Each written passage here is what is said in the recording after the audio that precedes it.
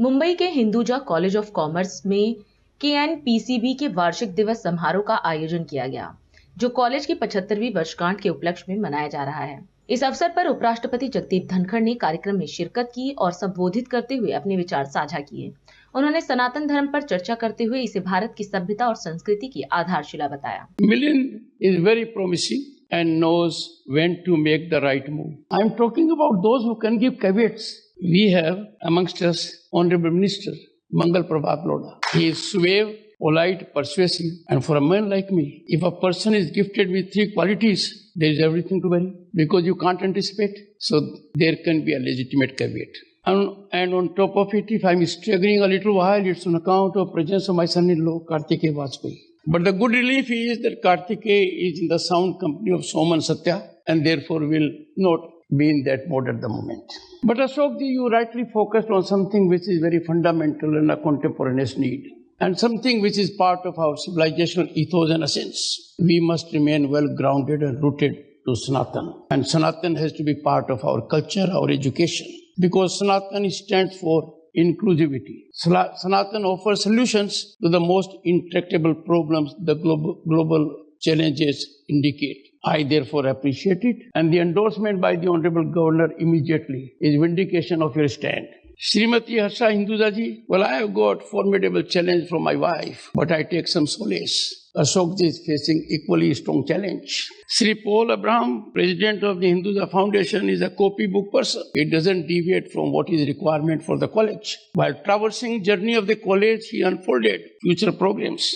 Srimati Chandrakala Joshi, principal Hinduja College. When I looked at the faculty, the very distinguished faculty, I found she has to be little fair to my gender. There were more women in the faculty than men. To be on a right side, I quickly looked at Praful Patel and then extended an invite to her that the faculty will be my guest for visit to the new building of Parliament, and I'll have the occasion to have lunch with them along with Shri Praful Patel and Milind Deoda. Bombay is a place which gave to the country a principle of quid pro quo, and I so recall because I happen to be a politician who went to Parliament in 1989 and was a minister in 1990. But a small explanation. This is not quid pro quo. Distinguished members of the faculty, I must recognize presence of some whom I know, but everyone present here is a distinguished person. I convey my respects.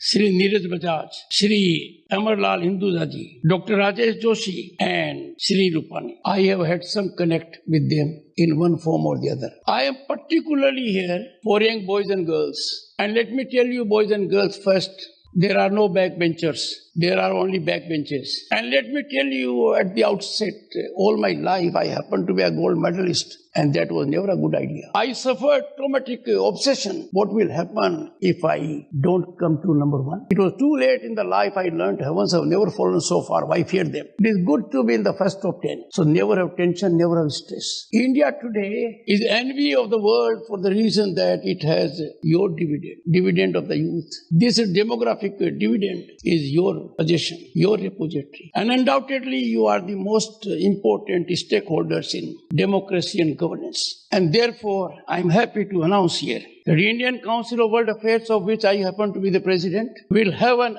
MOU all with your organization. MOU will fructify in next 2 months, and I'll tell you the reason for the delay. We are awaiting a new director. We are looking for a good person. That will give you an exposure to global events, and there will be footprint of global personalities here. Around the time Ashok Hinduja celebrates his 75th birthday, am I right? So does the institution. The milestone is glorious both for the individual and the institution. By the way, it doesn't look that old. But this is an occasion also of stock-taking, reflection and planning for way forward. Planning in our times is very challenging because we have challenged times on account of onslaught of disruptive technologies, a kind of industrial revolution. A new era is being heralded virtually every moment. Those of the diplomats who are present here and bring on the table experience and exposure of their own countries will bear me out. And therefore, the institute will have to focus way forward strategy. It is soothing to note it has quite a mark at the national level. It will be a deemed university, but time for it to set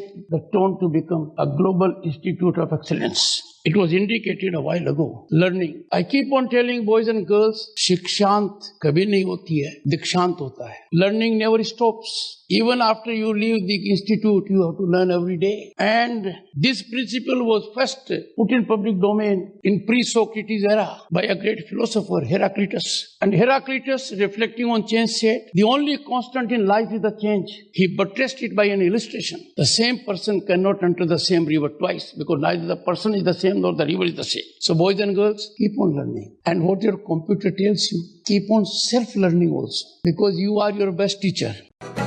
राष्ट्र सर्वप्रथम